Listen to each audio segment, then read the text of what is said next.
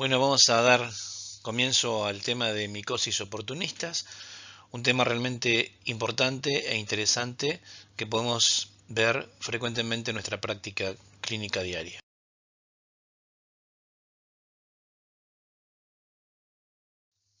Aquí vemos Histoplasma capsulatum con tinción de Paz y se observan esporas en la epidermis.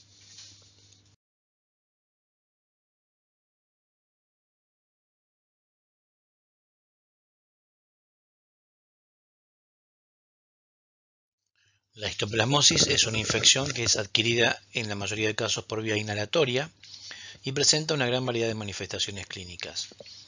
La enfermedad pulmonar primaria, aguda y benigna, es la histoplasmosis primaria, cura parcialmente y a veces deja secuelas con múltiples áreas de calcificación en el parénquima pulmonar y a veces también en ganglios linfáticos regionales, o cura completamente sin lesiones cicatrizales visibles.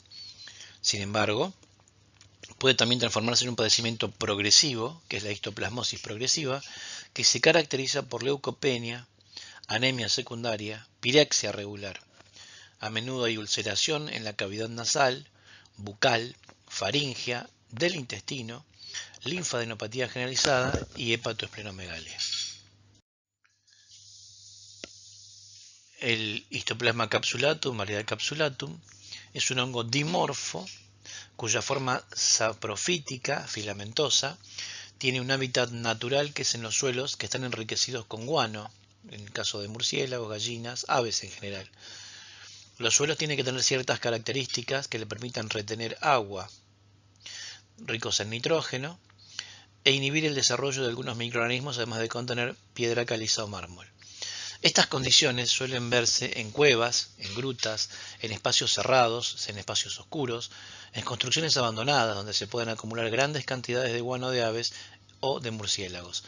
Y en el caso de nuestro país, los casos notificados son sobre todo a nivel de la región de la llanura del Río de la Plata, que son las provincias de Buenos Aires, Entre Ríos, sur de Córdoba y este de La Pampa. Pero también se han notificado casos autóctonos en Tucumán, Salta, Chaco, aunque en menor porcentaje. En cuanto a la presentación clínica, la manera de ingreso es a través de vía inhalatoria, llega al parénquima pulmonar, eludiendo los mecanismos de inmunidad del huésped, dando lugar a la primoinfección. La mayoría de las primoinfecciones son asintomáticas o subclínicas y pasan desapercibidas o dan alguna pequeña forma respiratoria que no obliga ni a la consulta. Y a veces el diagnóstico es retrospectivo si se hace un test de histoplasmina y se observa hipersensibilidad.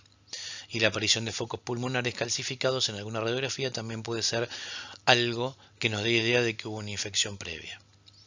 Cuando la inhalación es masiva, la primoinfección ya es sintomática y produce una forma respiratoria aguda que según la gravedad puede clasificarse en benigna, moderada o grave. Los mayores de 40 años desarrollan una histoplasmosis respiratoria crónica que presenta tos, expectoración mucopurulenta o hemoptisis, dolor torácico, febrícula vespertina, astenia, anorexia, pérdida de peso. Es decir, que es parecida a una tuberculosis. Ahora, dentro de las formas clínicas que uno puede observar más frecuentemente, la diseminada crónica obviamente es la más común, con afectación pulmonar y diseminación extrapulmonar, fundamentalmente en mucosa oral, nariz, laringe, con adenopatías y hepatoesplenomegalia. La cicatrización fibrosa de las lesiones puede producir estenosis de la laringe, bronquiectasias, fibrosis pulmonar o bien del mediastino.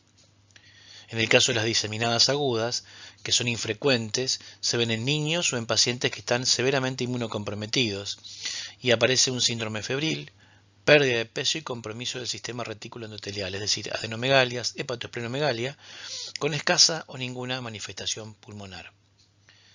El pronóstico es excelente en casi todos los casos de infección primaria, pero muy grave cuando la forma es diseminada. Los niños pueden morir en el término de unas pocas semanas y los adultos, que son un poco más resistentes, pueden morir antes de que se sospeche la enfermedad. Aquí pueden observarse algunas lesiones clásicas de la histoplasmosis, que son lesiones pápulo-pustulosas en pacientes con un inmunocompromiso de base. Lo mismo aquí, que se pueden observar lesiones a nivel neurológico, en una resonancia. Y tanto en la placa como en la tomografía pueden observarse patrones alveolares, es decir, no de intersticio, de alvéolo, con cavitaciones.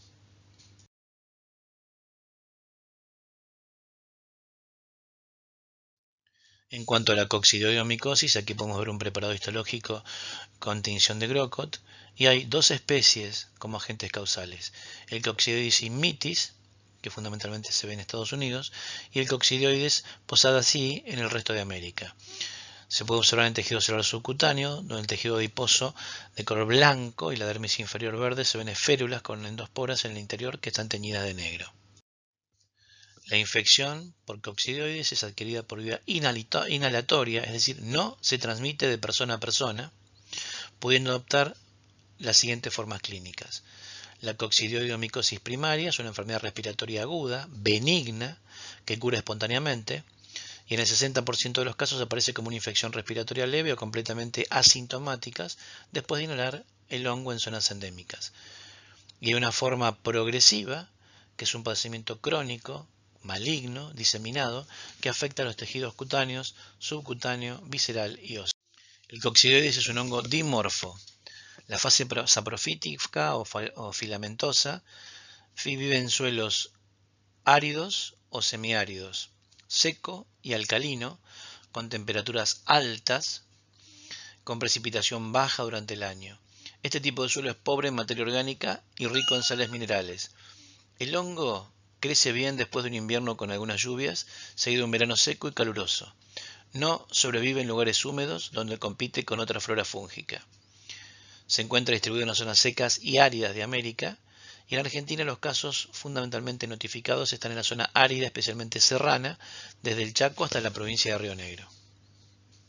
También en el caso del coccidioides, la infección en seres humanos y otras especies es a través de vía inhalatoria. También generalmente es asintomática o pasa como una infección respiratoria benigna y autolimitada. Y también en áreas endémicas la mayor parte de la población adulta sufrió la infección, y si uno hiciese una prueba con coccidioidina posiblemente demostraría que han tenido ese contacto. En cuanto a las manifestaciones clínicas, la primera infección pulmonar es asintomática o subclínica en la gran mayoría de los infectados, el 60%. Puede haber una primoinfección sintomática que deje secuelas de lo que es la primoinfección pulmonar. Puede haber casos con una neumopatía persistente, que es aquella que dura más de 6 semanas, y puede haber una coccidioidomicosis pulmonar crónica excavada o una coccidioidomicosis diseminada, subaguda o crónica. Los casos que requieren atención médica son las primoinfecciones sintomáticas, los procesos pulmonares de evolución crónica y aquellas formas progresivas diseminadas. En cuanto al diagnóstico, las muestras respiratorias, ya sea esputo, lavado broncoalveolar, líquido pleural, son los materiales más adecuados para iniciar el estudio micológico para el diagnóstico. En las formas diseminadas habrá que seleccionar el material de acuerdo a la localización, ya sea una biopsia cutánea, una punción de ganglio, punción para obtener líquido cefalorraquídeo o líquido sinovial, biopsias óseas, etc. Y en general, las preparaciones en fresco con hidróxido de potasio, con blanco de calco fluoro, con coloración de Grocott, son buenas para hacer diagnóstico. Y aquí podemos ver desde lo macroscópico, lo microscópico y un taco histológico donde se encuentran el desarrollo de coccidioides. En cuanto a la coccidioidomicosis progresiva, vemos que algunas neumonitis progresan hacia una enfermedad parecida a la tuberculosis, donde hay consolidación, formación de cavidades y luego diseminación hacia otros órganos y tejidos, y esto puede ser piel, sistema nervioso central también. La forma diseminada aguda se presenta más o menos entre el 0,5 al 1% de los casos clínicamente activos, y es más importante y más frecuente en personas de color.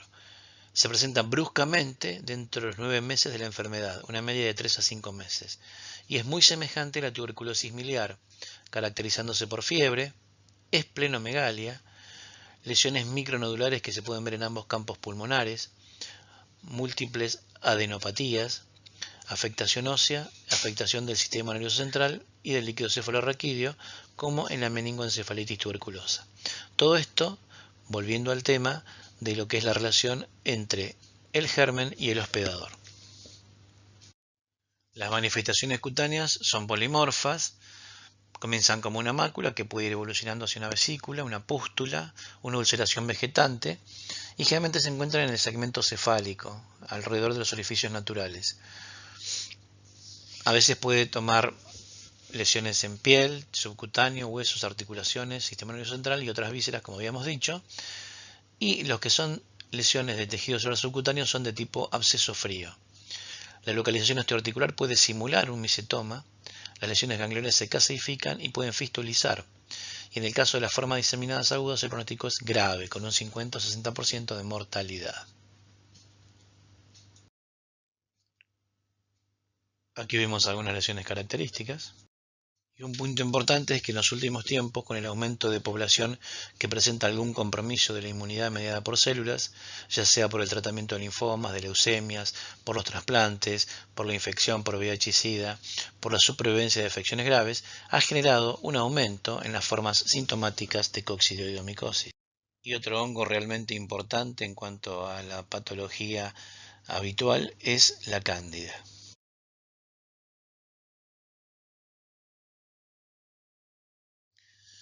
Y la candidiasis es una infección que puede ser primaria o secundaria, que está causada por diferentes especies del género Candida, donde obviamente la más común es la albicans, donde las manifestaciones clínicas pueden ser agudas, subagudas, crónicas o episódicas, y en ellas el hongo puede producir lesiones a nivel cutáneo, mucocutáneo o bien sistémicas. Son varias las especies, como habíamos dicho, la más frecuente es la Candida albicans, que puede aislarse a partir de piel, mucosa bucal y vaginal, tracto digestivo y materia fecal de individuos sanos, o sea que actúa como saprófito. La cándida parapsilosis, a su vez, puede ser aislada junto a otras levaduras de la piel sana del hombre. Es importante marcar esto, estas levaduras son patógenas potenciales, ya que pueden invadir cuando hay una disminución de las defensas del hospedador. En el caso de la candidiasis sistémica, la vía de entrada de las levaduras al torrente circulatorio son desde el intestino, fundamentalmente neutropénico, es decir, que esto es una infección endógena. Puede entrar por la piel, facilitado por los catéteres, y muy raramente a través de la vía urinaria. Los antecedentes que con mayor frecuencia uno puede observar en los casos de candidiasis son una internación prolongada, tratamiento antibiótico que afecta la microbiota, el uso de catéteres que facilitan el acceso a través de lesiones en la piel y otros antecedentes como alimentación parenteral, cirugías, diálisis, tratamiento con corticoides, etc. Y desde el torrente circulatorio estas levaduras se van diseminando y ocasionando impactos embólicos con elementos levaduriformes, con o sin pseudomicelios en el centro de una lesión obsedada o bien como polimorfonucleares.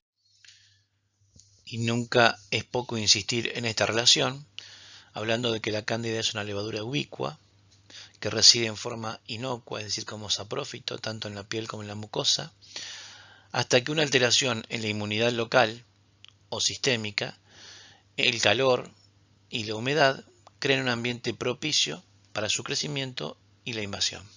Y algunos de los factores de virulencia a tener en cuenta en el caso de la cándida puede ser la morfología celular, es un hongo dimorfo que se transmite a través de esporos, su actividad enzimática extracelular, el cambio de fenotipo y factores de adhesión que favorecen la formación de biopelículas.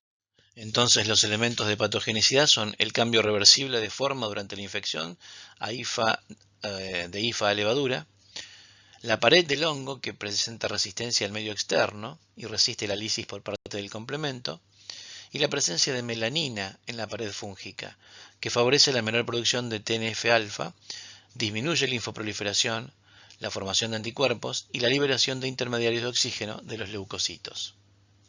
Entonces, como decíamos, la cándida es un hongo dimorfo y puede hallarse en dos estados diferentes en el ser humano. Uno es como blastoporo, que es el fenotipo útil para la extensión, para la diseminación, para la transmisión. Es la forma resistente del hongo y tiene relación con la colonización asintomática. La otra forma es el micelio, que es la forma germinativa, que es aquel que tiene capacidad invasiva de los tejidos y da los síntomas propios de la infección. Entonces, hablando de la patogénesis de la infección, los factores de virulencia tienen que ver con la adhesión, con la germinación y con la invasión de los tejidos. La adhesión es crucial en la supervivencia de las esporas. La capacidad de adhesión de la Candida albicans es superior a la de las otras especies. Hay parte de una proteína transmembrana del hongo, que es parecido a la integrina, que se ancla a un receptor de membrana que tiene ICB3 y fibronectina, en este caso hablando del epitelio vaginal, pero puede ocurrir en cualquier otra mucosa. Una vez adheridas, las esporas son incapaces de penetrar en el epitelio. Para ello es necesario que germinen y desarrollen hifas y micelios. Una vez formados los micelios, la cándida I es capaz de penetrar e invadir el epitelio. Y esa invasión del epitelio ocasiona liberación de prostaglandinas, bradiquininas, etc., es decir, producen una inflamación local. Aquí algunas lesiones de candidiasis mucocutánea que son frecuentes de ver.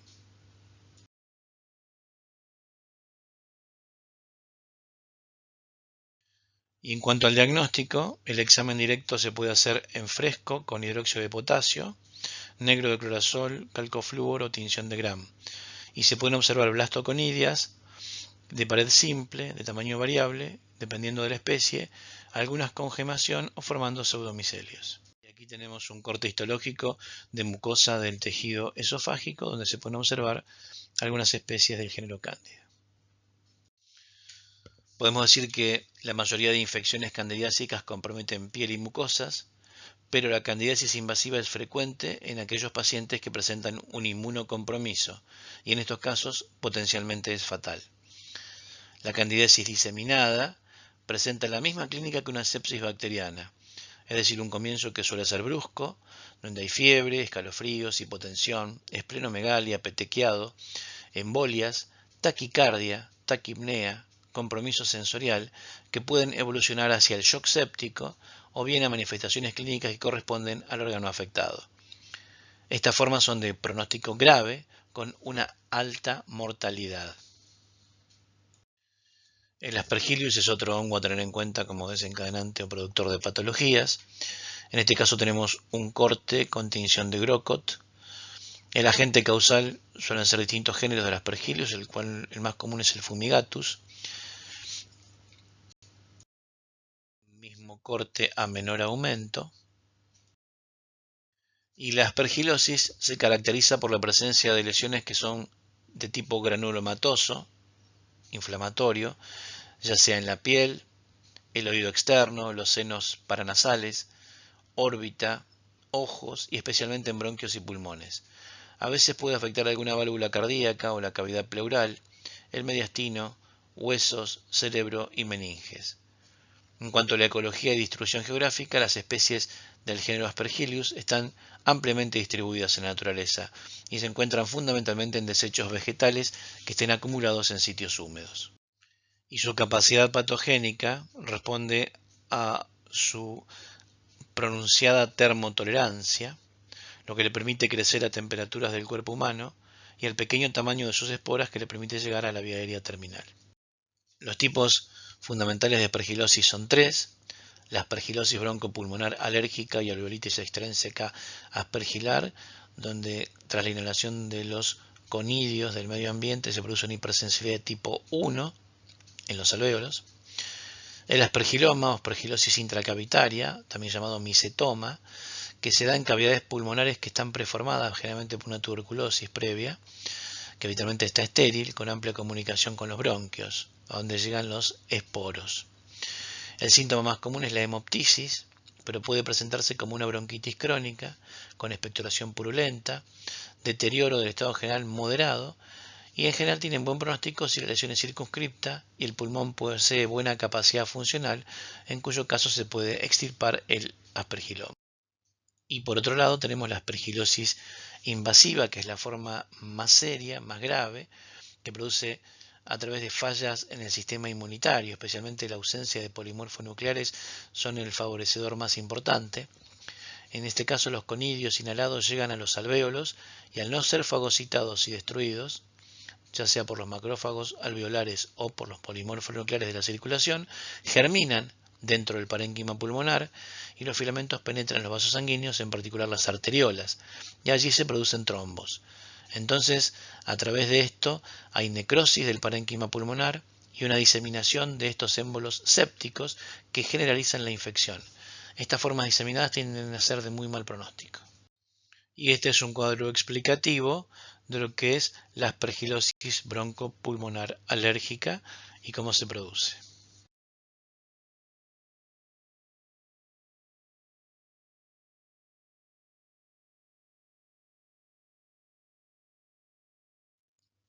Aquí vemos algunos cultivos de desarrollo de distintos tipos de Aspergillus y las distintas lesiones que se pueden producir y por qué mecanismo. El Pneumocystis jirovesi puede producir neumonía, que es una enfermedad que es bastante poco frecuente fuera del contexto de la infección por virus de HIV. Pero no obstante, hay un aumento en su incidencia ante la presencia de pacientes con otras causas de compromiso secundario de la inmunidad. El cuadro neumónico puede darse como el resultado de una infección de novo adquirida en la comunidad o en un nosocomio, o bien por reactivación de una infección latente en una colonización previa. Este riesgo de desarrollar la neumonía por Pneumocystis jirovesi es directamente proporcional a la intensidad y la duración del estado de inmunosupresión. Aquí vemos una muestra después de un lavado bronquioalveolar en un paciente con HIV y una tensión con hematoxilineo sin arriba y con tensión de Grocott por debajo, y se puede observar el neumocistis.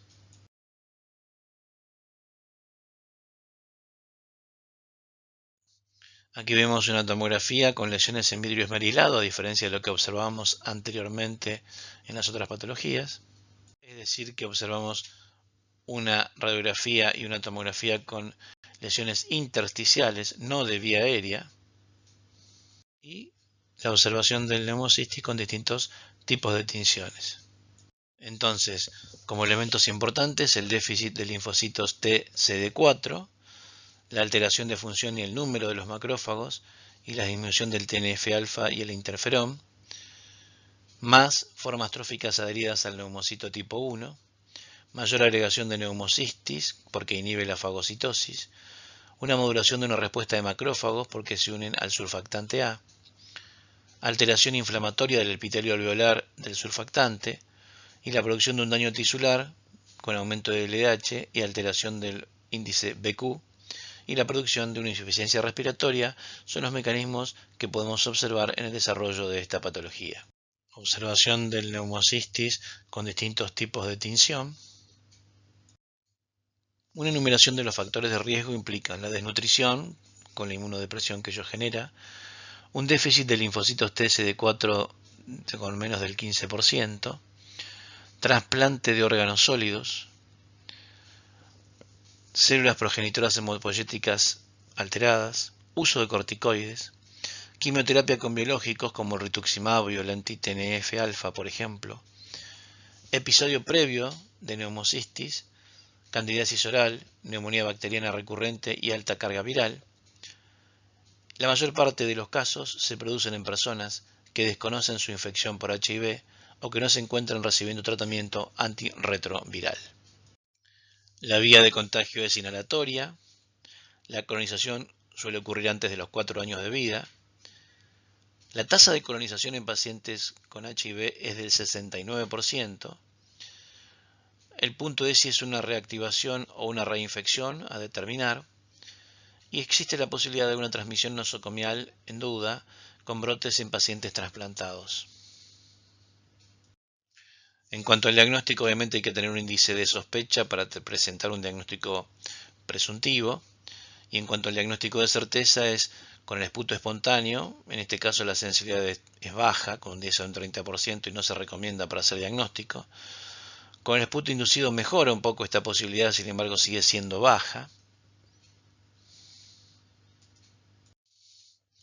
Con el lavado broncoalveolar y la biopsia transbronquial o de otros órganos en los casos de diseminación, se obtiene una sensibilidad y una especificidad mucho mayor, con pruebas de entre 90 y 99% para el lavado broncoalveolar y 95 al 100% para la biopsia transbronquial respectivamente. En cuanto a la visualización microscópica del Pneumocystis jirovesi en materiales clínicos, el GIEMSA detecta quistes y trofosoditos, el Gran-Weigert detecta quistes y trofosoditos, Las impregnaciones argénticas de Grocott y Gomori detecta quistes y el azul de toluidina detecta quistes. La técnica de fluorescencia como blanco de calcoflúor detecta quistes y trofosoditos. La inmunofluorescencia directa con anticuerpos monoclonales detecta quistes y trofosoditos y es la técnica de mayor sensibilidad y especificidad para el diagnóstico. La neumonía por Pneumocystis jirovecii es una infección producida por un microorganismo no cultivable in vitro que pertenece al reino fungi, que anteriormente se llamaba Pneumocystis carini y que después cambió su nombre al ver que el Pneumocystis carini solamente afectaba a los roedores. Y desde el advenimiento de la terapia antirretroviral, la incidencia del neumocistis y la retinitis por citomegalovirus han disminuido. Pero el Pneumocystis jirovecii sigue siendo la infección marcadora de SIDA más frecuente, sobre todo en pacientes cuyos recuentos de CD4 son menores de 200 por milímetro cúbico. La mucormicosis, que se ha puesto de moda después o durante la pandemia de coronavirus, es una infección que está causada por distintos tipos de microorganismos. El hongo negro también se le llamaba. Organismos micóticos del orden mucorales, que incluye géneros Rhizopus, Rhizomucor y Mucor. Los síntomas más frecuentes son secundarios a esas lesiones necrolíticas invasoras que se producen en nariz y paladar, que provocan dolor, fiebre, celulitis orbitaria, proptosis y rinorrea purulenta. Aparecen posteriormente síntomas del sistema nervioso central y pueden aparecer síntomas pulmonares que son graves, consistentes en tos productiva, fiebre alta y disnea. La infección diseminada puede producirse en pacientes gravemente inmunocomprometidos.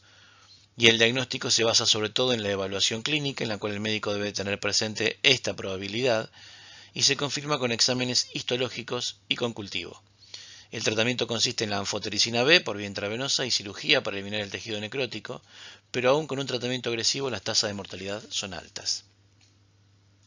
Como decíamos, son muchas las especies diferentes de hongos que pueden causar mucormicosis y cada especie causa, sin embargo, síntomas similares.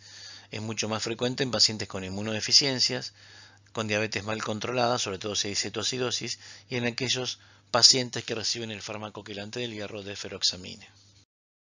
Aquí la observación de algunas lesiones. Y bueno, abuelo de pájaro, hemos pasado por algunas de las patologías micóticas oportunistas más frecuentes. Hay muchas más, pero seguramente las iremos viendo en la medida que siga pasando la cursada. Muchas gracias.